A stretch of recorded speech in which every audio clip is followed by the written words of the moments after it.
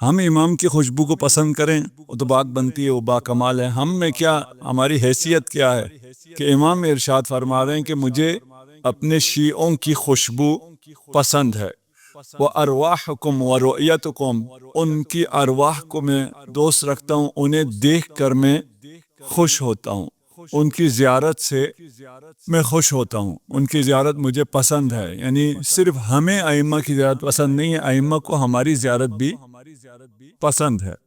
وَإِنِّي لَعَلَىٰ دِينِ اللَّهِ، اور میں جو تم تک چیزیں پہنچا رہا ہوں وہ دین خدا ہے۔ فَأَعِينُوا عَلَىٰ ذَلِكَ بِوَرَعٍ، جو آپ سے توقع ہے وہ تقویٰ ہے، کہ میری مدد کرو، میں تمہیں مقصد تک پہنچانا چاہ رہا ہوں اور پہنچاؤں گا۔ اور یہ تمام ہدایات جو ہیں وہ اس لیے ہیں کہ تم مقصد تک پہنچ جاؤ، لیکن تمہیں بھی میری مدد کرنی ہوگی۔ رسول خدا دیوار بنا رہے تھے، ایک شخص گزرا وہاں سے، اس نے کہا میں آپ کی مدد کر سکتا ہوں۔ کریم مدد کرتا بھی ہے اور مدد لیتا بھی ہے، یہ ہمیشہ یاد رکھیے۔ کریم صرف یہ نہیں ہے کہ دوسروں کو دیتا ہو، کریم کا دل اتنا بڑا بھی ہونا چاہیے کہ اگر کوئی دوسرا دے رہا ہو تو وہ بھی لے لے۔ یہ نہ ہو کہ آج اگر میں نے لیا تو کل یہ مانگے گا تو مجھے دینا پڑے گا، یہ غریب آدمی مجھے کیا دے گا، اس میں کیا ہوگا، یہ تو تھوڑا سا ہوگا، کل کو یہ مانگنے آ جائے گا تو پھر مجھے زیادہ دینا پڑے گا اپنی شان کے مطابق، تو لے، وہ بھی کریم ہے۔ رسول سے کہا، رسول نے کو آفر کی، انہوں نے قبول کیا، آؤ میرے ساتھ کام کرو۔ کام کرنے کے بعد کہتا ہے کہ اب مجھے مزدوری چاہیے۔ پہلے اگر معاملہ کرتے تو پھر انسان کی مرضی تھی، کام کرنے کے بعد ہے کریم، جب مزدوری مانگی تو کہا مانگو مزدوری، کیا چاہیے، کہا جنت چاہیے، جنت چاہیے۔ وہ جو فوراً جواب دیتا ہے، جس کے پاس ہر چیز کا علم ہے، وہ مکث کرتا ہے اور کچھ لمحے رک جاتا ہے، خاتم الانبیاء۔ کچھ لمحے رکنے کے بعد ارشاد فرماتا ہے ٹھیک ہے ہم نے تمہیں جنت دی، لیکن اعینونی بطول السجود، میں جنت ہدیہ کرتا ہوں لیکن تم بھی میری مدد کرو اپنے سجدوں کو طول دے کر۔ صلوات پڑھ دیجئے محمد و آل محمد۔ مناجات راغبین، آج جس مناجات کو ہم پڑھ رہے ہیں، اور میں معذرت خواہ ہوں کہ کچھ تھوڑے فراز پیش کر رہا ہوں، باقی رہ جاتے ہیں، لیکن انشاءاللہ آپ پڑھ رہے ہیں اور آپ بہتر سمجھیں گے۔ آپ اپنے اس طہارت کی وجہ سے، ان ایام میں آنسوؤں کی وجہ سے، اس دل کی پاکی کی وجہ سے آپ مجھ سے بہتر ان دعاؤں کو سمجھیں گے۔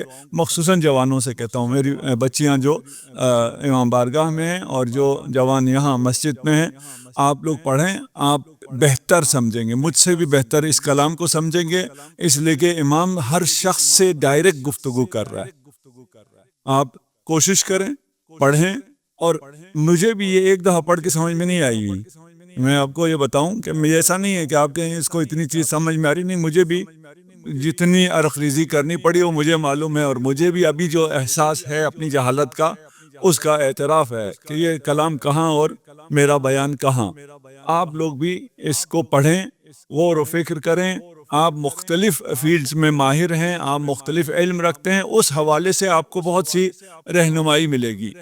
مناجات راغبین میں جو امام کوشش کر رہے ہیں، پہلے آپ کو راجین ہم پڑھ کے آئے ہیں، وہاں خوف اور رجا کی بحث چلی ہے، آج ادھر بیلنس کرنا ہے، خوف اور رجا دونوں کو آپ کو متوازن کر کے ایک متوازن شخصیت آپ کو دینی ہے۔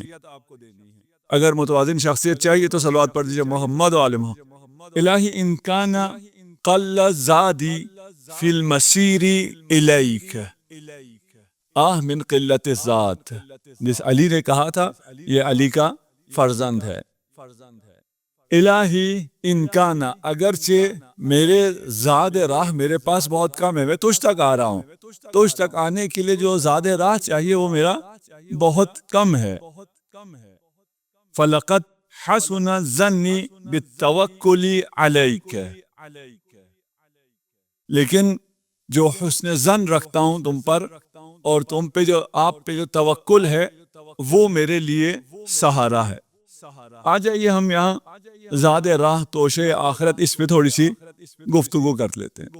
میں پہلے بھی عرض کر رہا ہوں، کچھ چیزیں ہم لوگوں کو عادت ہوتی ہے سننے کی، اور اس سے نہ جانے کیا، ہر شخص اپنی اپنی جگہ کچھ سمجھ رہا ہوتا ہے، لیکن وہ حقیقت سے دور ہوتا ہے۔ ہمیں ذات راہ کے نام پہ کچھ کتابیں کہیں مل جاتی ہیں، کچھ میٹر مل جاتا ہے، یا کبھی کوئی صدقہ وطقہ دے کے ہم خوش ہو جاتے ہیں، ہم نے اپنا ذات راہ بنا لیا ہے۔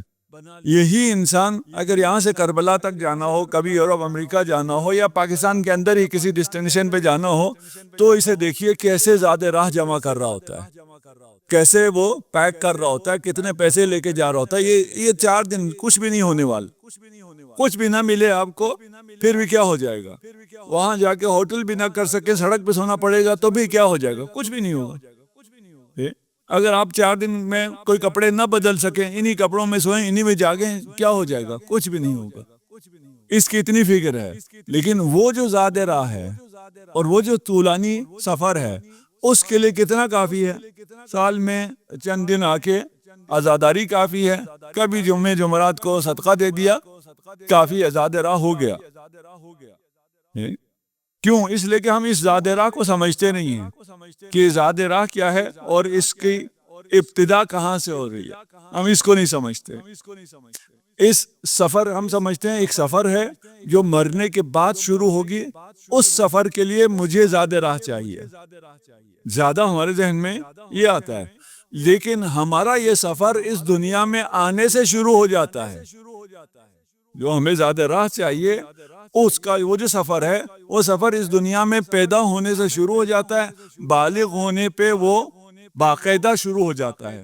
بالغ ہونے سے پہلے بھی ہے، واجب نہیں ہے، لیکن چیزیں آپ نے اس وقت سیکھنی ہے، اپنا ذہن اس وقت بنانا ہے، اپنے بچوں کی تربیت بالغ ہونے سے پہلے کرنی ہے، ان کے عقائد پہلے راسخ کرنا ہے، تب بالغ ہونے پہ وہ نماز پڑھے گا۔ ہم نے ابھی پچھلے سال جو ایتھزم پہ یہاں مجلس پڑھی، بات میں کسی خاتون نے ہمارے گھر والوں سے کہا کہ میرا بچہ نماز نہیں پڑھتا تھا، الحمدللہ ان مجالس میں آنے کے بعد نماز پڑھنا شروع کر دی۔ انہوں نے مجھ سے پوچھا وہ بھی مجلس پڑھتی ہیں، تم نے نماز پہ ایسا کیا پڑھا؟ میں بھی پڑھنا چاہتی ہوں۔ میں نے نماز پہ کچھ بھی نہیں کہا، نماز پہ موضوع میرا نماز کے کہیں نزدیک بھی نہیں آیا۔ تو ان سے واپس پوچھا کہ بھائی وہ تو کہہ رہے ہیں نماز پہ کچھ نہیں بولا، پھر آپ کا بیٹا کیوں نماز پڑھنے لگا؟ کہتے ہیں اس کے کانسیپٹ کلیئر ہو گئے، کیونکہ توحید کے جو کانسیپٹ کلیئر ہو گئے، اس لیے اس نے نماز پڑھنا شروع کر دیا ہے۔ تو بچپن سے ہی ہم نے اپنے بچوں کے کانسیپٹ کلیئر کرنے ہیں، ہم نے عقائد کو ان کے اندر راسخ کرنا ہے، تو جا کے بالغ ہو کے وہ لوگ نماز پڑھیں گے۔ اگر بالغ ہونے تک ان کو ایسے ہی چھوڑے رکھیں تو بالغ ہونے کے بعد اگر وہ پڑھیں بھی تو ان کو 2-4 سال لگ جائیں گے باقاعدہ نمازی بننے میں۔